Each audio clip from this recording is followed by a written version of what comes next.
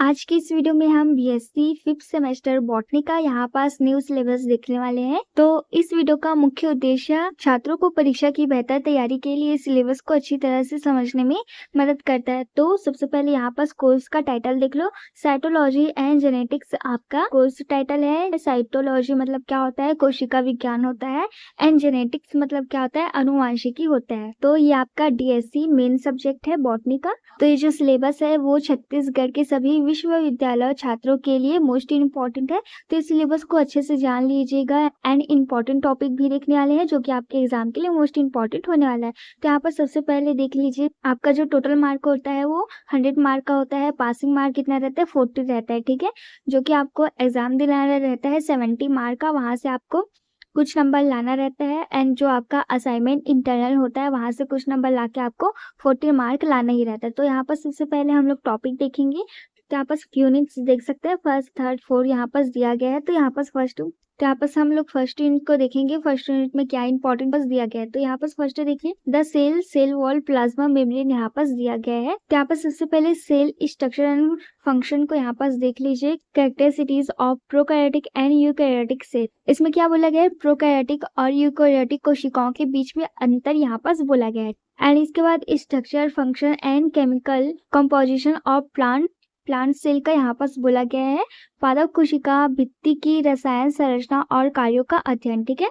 ये जो पादप कोशिका भित्ति है ना, उसके रासायनिक संरचना का यहाँ पर आपको संरचना और कार्यों का अध्ययन शामिल है। इसके बाद नेक्स्ट देखिए, यहाँ पर दिया गया है नेचर के, यहाँ पर देखिए मेम्ब्रेन ट्रांसपोर्ट यहाँ पर दिया गया है, passive active and facilitated transport, endocytosis and exocytosis.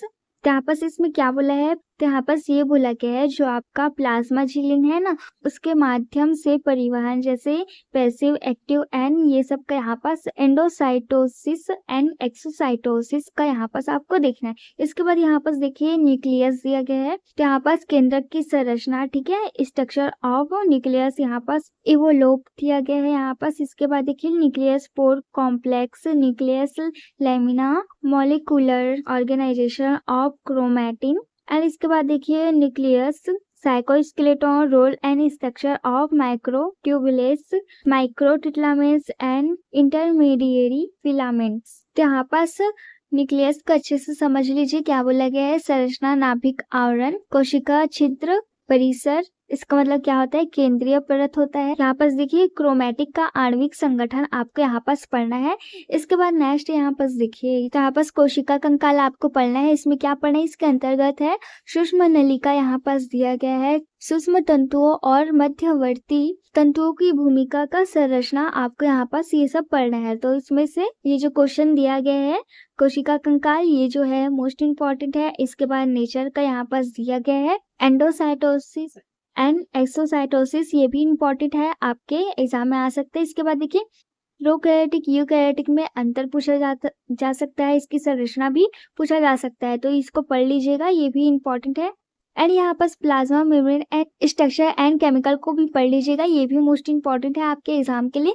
तो यहाँ पर हमने फर्स्ट यूनिट देख लिया। इसके बाद हम लोग सेकंड यूनिट देखेंगे। सेकंड यूनिट यहाँ पर देखिए क्या दिया गया है, cell organisation division of cell यहाँ पर दिया गया है। तो सबसे पहले देखिए माइटोकॉन्ड्रिया एंड क्लोरोप्लास्ट के अंतर्गत क्या है, स्ट्रक्चर एंड फंक्शन है।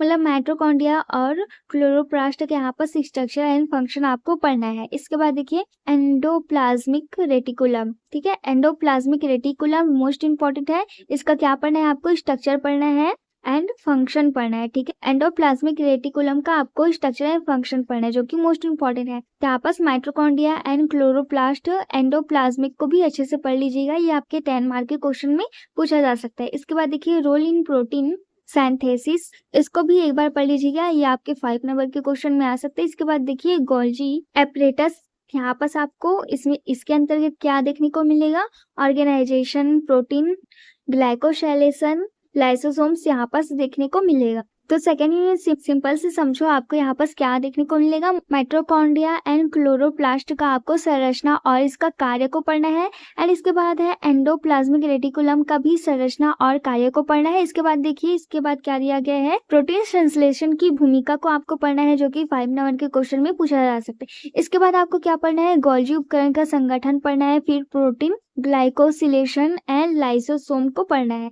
इसके बाद नेक्स्ट देखिए यहाँ पर दिया है सेल साइकिल, माइटोसिस दिया गया है, मियोसिस यहाँ पर दिया गया है। इसके बाद regulation of cell cycles, check points, role of protein kinases, कोशिका चक्र आपको यहाँ पास पढ़ना है। एंड आपको समसूत्री विभाजन, अर्धसूत्री विभाजन ये सब आपने पढ़ा होगा, तो इसको अभी आपको पढ़ना होगा। इसके बाद क्या पढ़ना है आपको, कोशिका चक्र का नियम आपको पढ़ना है। ठीक है, कोशिका चक्र का नियम पढ़ना है, जैसे नियंत्रण बिंदु हो गया और प्रोटीन का काइनेज की भूमिका आपको पढ़ना होगा। तो ये सब आपने 11th-12th में पढ़ा होगा, तो वहां से अगर आपके पास बुक होगा तो वहां से आप देख लीजिएगा। अगर अभी तक आपके पास 5th सेमेस्टर का गाइड या बुक नहीं है तो। इसके बाद हम लोग 3rd यूनिट यहाँ पास देखेंगे। 3rd यूनिट में क्या दिया गया है यहाँ पास देखिए, medallion genetics, leakage and crossing over. तो इसके अंतर्गत आपको क्या पढ़ना पड़ेगा, को मेडेलिज्म हिस्टोरी, यहाँ पास देखिए principle of inheritance and terminology. तो आपको यहाँ पास क्या पढ़ना पड़ेगा, वंशानुक्रम का आपको यहाँ पास सिद्धांत और शब्दावली पढ़ना होगा। इसके बाद नेक्स्ट देखिए क्रोमोसोम्स थ्योरी ऑफ इनहेरिटेंस। तो यहाँ पास वंशानुक्रम का आपको क्या पढ़ना पड़ेगा, गुणसूत्र सिद्धांत आपको पढ़ना पड़ेगा। इसके बाद देखिए autosomes and sex chromosomes, probability and pedigree analysis. मतलब आपको यहाँ पास क्या बोला गया है, प्रायिकता और वंशावली विश्लेषण को आपको यहाँ पास पढ़ना है। इसके बाद देखिए नॉन मेडिलियन इनहेरिटेंस, गैर मेडिलियन वंशानुक्रम को आपको यहाँ पास पढ़ना है। इसके बाद देखिए इनकम्प्लीटेड डोमिनेंस एंड को डोमिनेंस, यहाँ पर आपको अपूर्ण प्रभाविता एंड पूर्ण प्रभाविता को आपको यहाँ पर पढ़ना है। इसके बाद नेक्स्ट देखिए gene interaction, duplicate, complementary, supplementary, epistasis. तो आपको यहाँ पास क्या बोला गया है, जीन अंतःक्रिया को पढ़ना है, डुप्लीकेट पूरक को यहाँ पास पढ़ना है, अनुपूरक को पढ़ना है, एंड किसको पढ़ना है, एपिस्टेटिस को आपको यहाँ पास पढ़ना है। आपके बुक में गाइड में दिया होगा, आप वहां से पढ़ लीजिएगा। अभी मार्केट में बुक गाइड नहीं आया है, जल्दी आ जाएगा, तो आप वहां से पढ़ लीजिएगा। इसके बाद देखिए लीकेज एंड क्रॉसिंग ओवर यहाँ पास दिया गया है, लीकेज और क्रॉसिंग ओवर को आपको यहाँ पास पढ़ना होगा। तो 3rd यूनिट से इसको आप यहाँ पास से पढ़ लीजिएगा। इसके बाद यहाँ पास नेक्स्ट 4th यूनिट देखिए, यहाँ पास 4th यूनिट देखिए एक्स्ट्रा क्रोमोसोमल इनहेरिटेंस म्यूटेशन यहाँ पास दिया गया है। इसके अंतर्गत आपको क्या पढ़ना पड़ेगा, एक्स्ट्रा क्रोमोसोमल इनहेरिटेंस। इसमें आपको एक्स्ट्रा क्रोमोसोमल वंशागति आपको पढ़ना होगा। इसके बाद देखिए साइटोप्लाज्मिक इनहेरिटेंस इन प्लांट, पौधों में आपको क्या पढ़ना पड़ेगा, कोशिका प्लाज्मिक वंशागति यहाँ पास बोला गया है। इसके बाद देखिए म्यूटेशन, यहाँ पास types, molecular basic of mutation, mutation physical and chemical. यहाँ पास आपको क्या बोला गया है, म्यूटेशन का मतलब क्या होता है, उत्परिवर्तन। तो आपको उत्परिवर्तन का यहाँ पास प्रकार पढ़ना पड़ेगा, उत्परिवर्तन का आंशिक आधार पढ़ना पड़ेगा। इसके बाद म्यूटेशन एंड इसके बाद उत्परिवर्तन का क्या पढ़ना पड़ेगा, भौतिक एवं रासायनिक उत्परिवर्तक पढ़ना पड़ेगा। इसके बाद देखिए क्या दिया गया है, chromosomal aberration, deletion, duplication, translocation, euploidy and एन्यूप्लैडी।